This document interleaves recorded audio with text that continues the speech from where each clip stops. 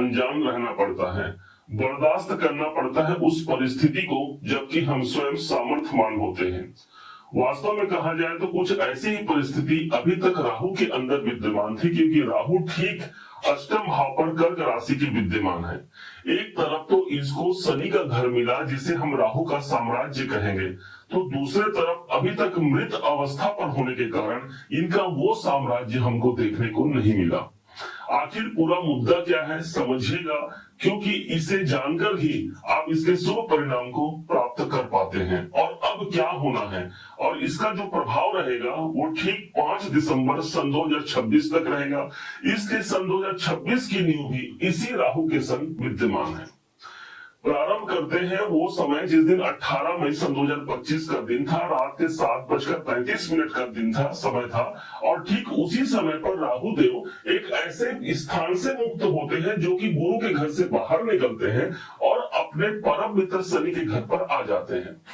अब यहाँ पर इनको एक शुभ प्रभाव मिला, लेकिन अभी तक राहु चूंकि वक्री गति पर चलते हैं 30 डिग्री से 29 डिग्री पर आए, और ऐसा करते करते अब 24 डिग्री को क्रॉस करने जा रहे हैं, और वो तारीख होगी ठीक 2 सितंबर को।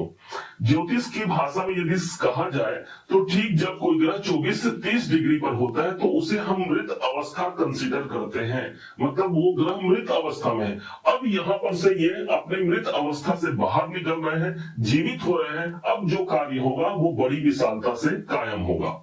सभी ग्रहों को हम हवा का झोंका या फिर हवा से जोड़ते हैं, लेकिन राहु एकमात्र ऐसा ग्रह है जो हवा नहीं बल्कि तूफान है। वो तूफान जो हमको सफलता तक ले जाए, वो तूफान जिसको पता है कि अमृत कलश कहाँ पर है और कैसे मुझे उस स्थान पर पहुंचना है। समझिएगा बड़े ध्यान से। ठीक राहु अष्टम भाव पर है और यहाँ पर से इनकी दृष्टि 12वें घर पर पड़ रही है, स्वयं धन के भाव पर पड़ रही है, और एक दृष्टि चतुर्थ भाव पर पड़ेगी। अब इनके प्रभाव को जानिएगा। राहु जैसा ग्रह स्वयं हमको अष्टम भाव पर मिला।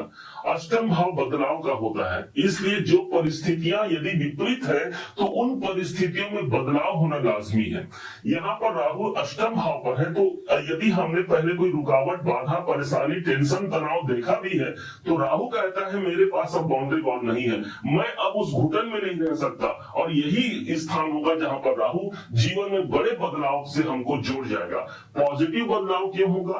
क्योंकि राहु 18 साल में एक बार अपने ही मित्र शनि के घर पर आता है, और शनि का घर ही इनका स्वयं का घर होता है, क्योंकि राहु के पास अपना खुद का कोई घर नहीं होता। इस हिसाब से राहु ने अष्टम भाव पर आकर के जो रिसर्चर हैं उनके लिए इस समय पर रिसर्च में वो अच्छा काम कर पाते हैं। आप ऑकल्ट फील्ड में हैं वहां पर अच्छा काम कर पाते हैं। एस्ट्रोलॉजी का ज्ञान आप अच्छा रख पाते हैं। गुप्त तंत्र मंत्र के प्रति यदि आपकी आस्था है, वहां से जुड़ रहे हैं, तो उस पर भी आप बेहतर कार्य कर पाते हैं। अब इसी राहु के पास जो सबसे पहली दृष्टि पड़ रही है वो 12वें घर पर। अब राहु स्वयं अष्टम भाव पर है, 12वें घर पर दृष्टि है, तो विदेशों से जो जुड़ा कार्य है उस कार्य को हम पूरा कर सकते हैं। विदेश आप जाना चाहते हैं, वहां से जुड़े कोई कार्य करते हैं, वहां कोई प्रॉब्लम फेस कर रहे हैं, तो राहु के पास बाउंड्री वॉल नहीं है, तो इसलिए अब वो दायरा हम तोड़ करके अपनी सफलता तक पहुंच पाते हैं। बड़े इन्वेस्टमेंट का आप प्लानिंग बना रहे हैं, तो हाँ, ये राहु अभी पूरे 5 दिसंबर 26 तक रहने वाला है। पूरे 2026 पर इनका कब्जा रहेगा, जहां राहु का साम्राज्य देखने को मिलेगा। तो हम बड़े इन्वेस्टमेंट की और भी काम कर सकते हैं। आप चिकित्सालय में काम करते हैं, एक पॉजिटिविटी वहां बनती है।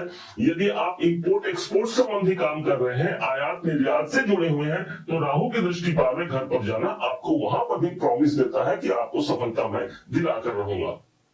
अब राहु के पास जो अगला प्रभाव आ गया वो कहीं और नहीं, यहां से इनकी 7वीं दृष्टि पड़ती है।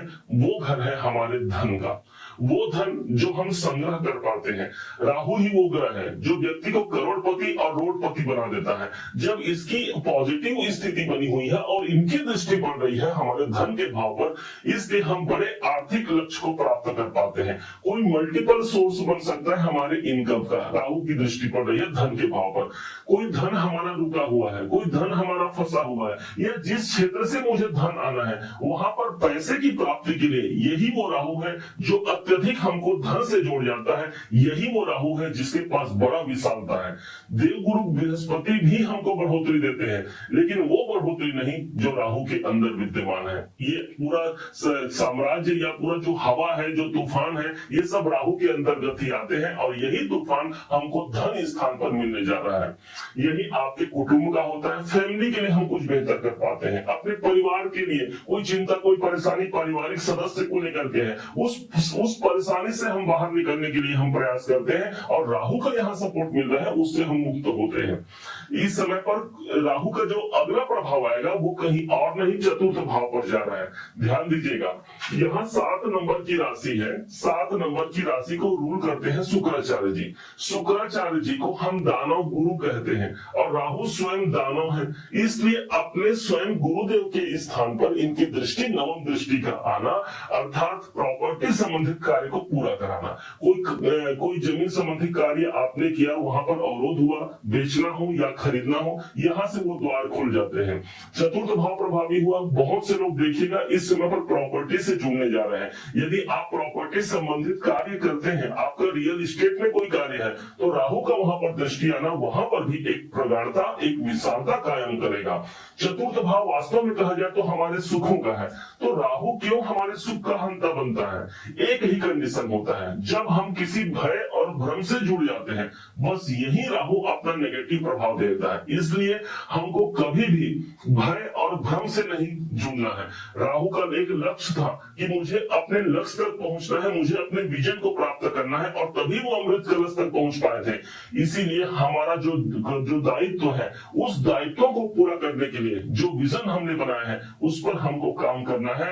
यकीन मानिए, अष्टम भाव का राहु है जो कि कभी भी अपनी पैरों पर बेड़ियों को बर्दाश्त नहीं करेगा, और उस सबको तोड़ करके यही राहु एक विशालता, एक बड़े लक्ष्य तक हमको ले जाएगा, जिसे हम सफलता का तूफान कहेंगे। वही सफलता का तूफान हमारे जीवन पर व्याप्त हो पाएगा।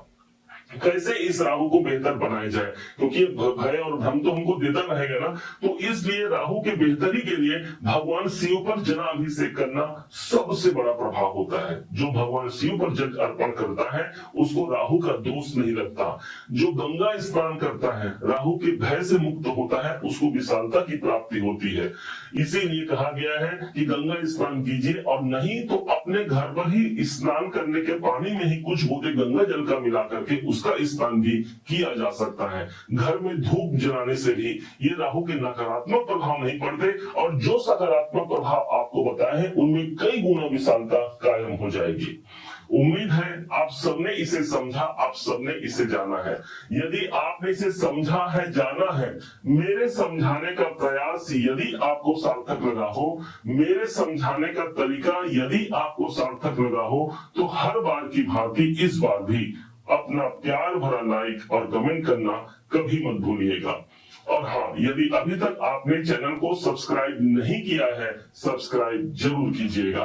पुनः एक बार फिर आप सभी का दिवस बहुत मंगलमय हो, इन्हीं शुभकामनाओं के साथ। जय श्री राम।